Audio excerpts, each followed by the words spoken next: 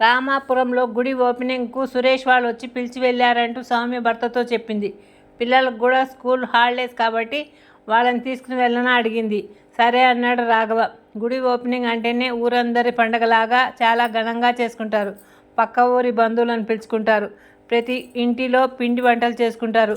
వచ్చే బంధువులందరికీ పిండి వంటలతో కూడిన భోజనాలు గుడిలోనే ఉంటాయి కాబట్టి వచ్చిన వారికి స్వీట్స్ హాట్స్ పెడతారు.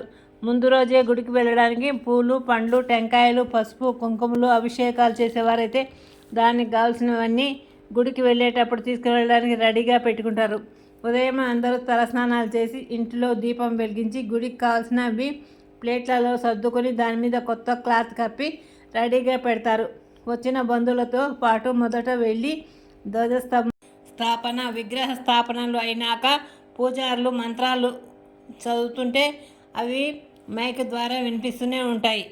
పూజా కార్యక్రమం అయినాక వచ్చిన భక్తులతో చేపించే పూజలు యాగాలు జరుగుతూనే ఉంటాయి.